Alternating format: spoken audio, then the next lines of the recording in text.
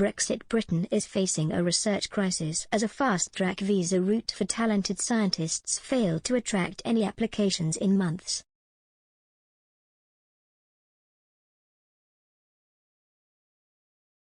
The scheme was launched in May as an incentive for award winners in the fields of science, engineering, the humanities and medicine who want to work in the UK.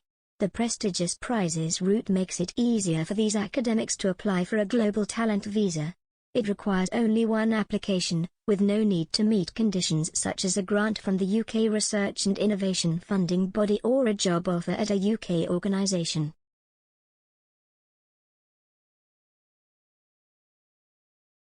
The government launched the scheme in the hope of attracting academics from over 70 prizes including the Nobel Prize, Turing Award and the L'Oréal UNESCO for Women in Science International Awards.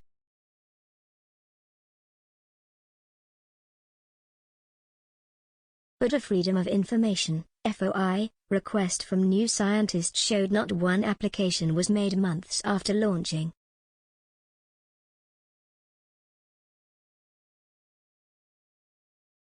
Professor André Geim, from the University of Manchester, said, "Chances that a single Nobel or Turing laureate would move to the UK to work are zero for the next decade or so."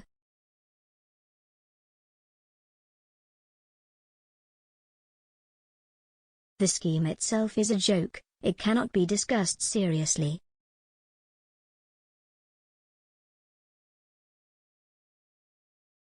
Professor Geim won a Nobel Prize in 2010 for his work on graphene.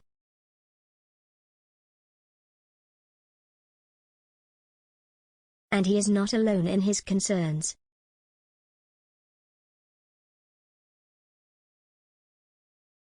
Dr. Jessica Wade, a materials scientist at Imperial College London, added, "Frankly, having precisely 0 people apply for this elitist scheme doesn't surprise me at all."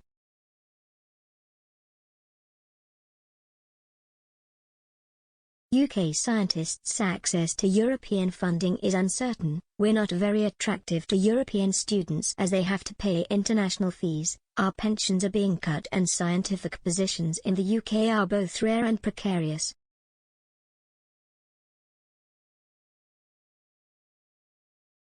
Shadow Science Minister Chi Onwurah added, "It's clear this is just another gimmick from a government that overspends and underdelivers."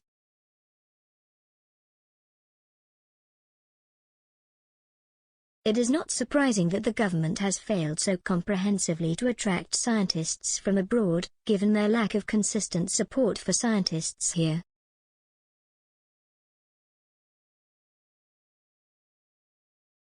The Home Office has since confirmed to Express.co.uk that the scheme has now received applications since the FOI.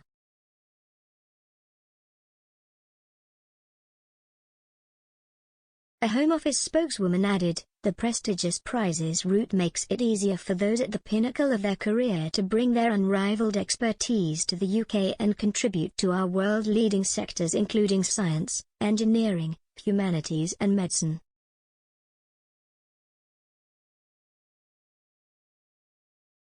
It is just one option under our global talent route, through which we have received thousands of applications since its launch in February 2020 and this continues to rise.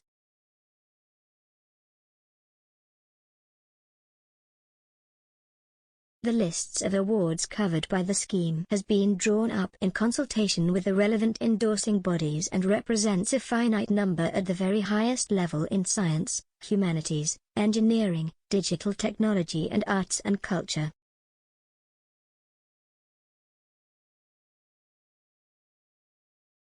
But despite this, the comments made do appear to reflect growing concerns within the UK science community.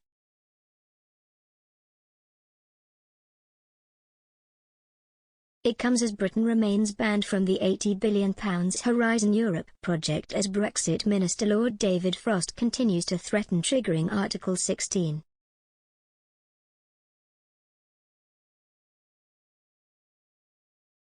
The government was planning to contribute £2.1 billion annually to the programme so British scientists and researchers could have access to an array of European science projects and access to funds.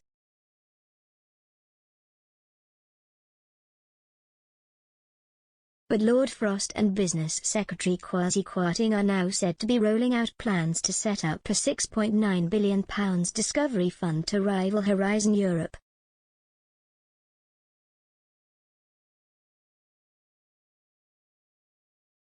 Experts have warned against this, including Professor of Research Policy at the University of Sheffield, James Wilston.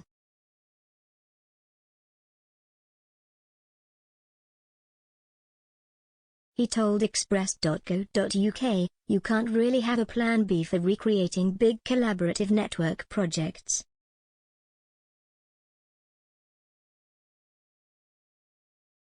It is certainly a significant setback to the UK's ambition to remain at the forefront of global science.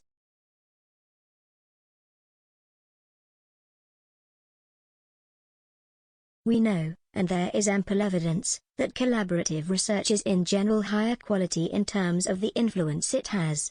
And in a lot of areas, you can't really tackle key problems without collaborations with key groups.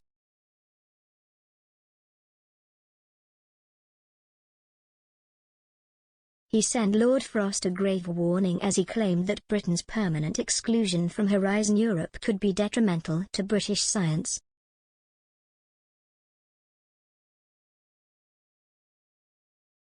Mr. Wilston told Express.co.uk, "Even in a post-Brexit context there is plenty of countries outside of the EU who are members of Horizon, and the government always said we would stay in the framework programs even if we did Brexit."